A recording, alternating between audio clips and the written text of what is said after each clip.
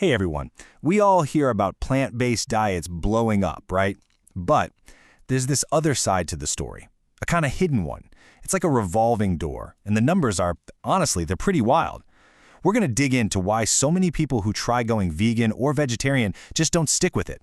So, let's jump right in. All right, I'm going to start with just a number, 84%.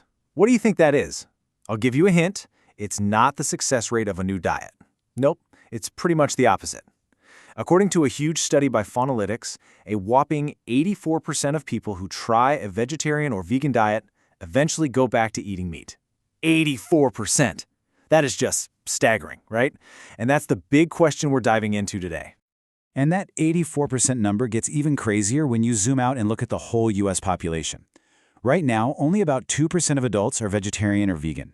But get this, 5 times that number, a full 10%, are former vegetarians or vegans. Think about that. For every one person who's currently sticking with it, there are 5 people who've tried it and left. That's not a small leak in the boat. That's a flood. So that just makes you wonder, right? What's the deal with the 2% who stay versus the 10% who leave? Is there something different about them? Their age, their politics, why they started in the first place? Let's dig in and compare these two groups. Okay, so the data shows some pretty clear differences. First off, age. The folks who stick with the diet tend to be a bit younger, average age of 42 compared to 48 for those who go back to meat. And politics plays a role too, which is interesting. Current vegetarians are way more likely to be liberal. We're talking 52% of them versus only 39% of the former vegetarians. Now this is maybe the most important part, their why. Why did they start? Well, health is a big reason for pretty much everyone. But here's the kicker. It often isn't enough to make it stick. See, for the people who left, health was the only big motivator for most of them. But for the ones who are still going strong, it's a whole different story. They've got multiple, powerful reasons. Health, plus animal protection, plus the environment. It's like having more legs on your stool, it's just way more stable. And how you jump into it? Oh yeah, that matters. A lot. The people who make it work for the long haul, they usually ease into it, over months or even years. But the folks who end up lapsing, a huge chunk of them, 65%, went cold turkey, basically overnight.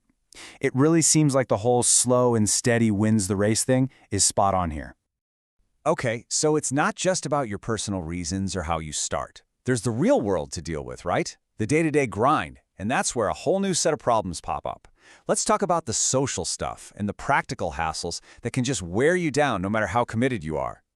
And check this out. These are the top reasons people quit. And notice what's not at the top. It's not major health issues. No, it's the social stuff. A massive 63% just hated feeling different, sticking out from the crowd. Over half felt like being a vegetarian just wasn't part of who they were. And then you get the practical stuff, getting bored with the food, the cravings, and this feeling that you have to be perfect, which almost half found was just too hard. This quote just nails it, doesn't it? It's not one big, dramatic moment where someone gives up. It's more like death by 1,000 paper cuts. It's all the little things adding up. The hassle of finding something to eat, having to explain yourself again at a party, and just trying to live in a world where, let's face it, meat is pretty much everywhere. And wow, when people decide to stop, it happens fast. I mean, really fast. More than a third are out within the first 3 months, and over half are gone before they even hit the 1-year mark. That tells you that the beginning is everything. It's the most fragile time, and it's where people really need help getting over those first big hurdles. So we've talked about the social side, but there's this other kind of hidden challenge. It's one that's happening inside your own body. It's a biological puzzle that, honestly, most people just aren't ready for. And it all comes down to one word: protein. All right, let's get into this idea of protein quality, because it's not as simple as just looking at the grams on a label. Think of it like this. Protein is made of building blocks, called amino acids. The first question is, does your food have all the essential blocks, the ones your body can't make? And the second question is, how easy is it for your body to actually get to those blocks and use them? Animal proteins, they're simple. They get an A+ on both. Plant proteins, well, that's where things get a little tricky.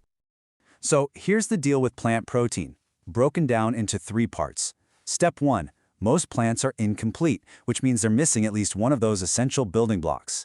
Step 2, all the fiber in plants can literally get in the way of your body digesting the protein. It's like a bouncer at a club. And step 3, plants have these things called anti-nutrients that can actually block your body from absorbing the protein. So to get around all this, you actually have to know what you're doing.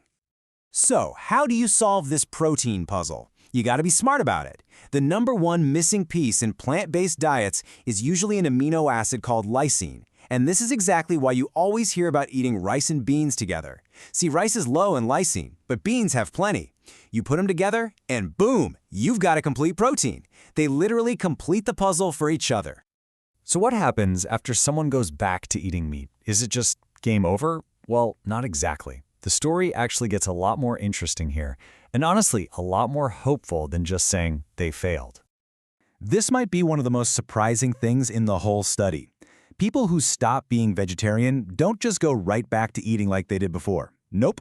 On average, they end up eating about half as much meat as the general population. So even though the strict diet didn't stick, the experience changed them.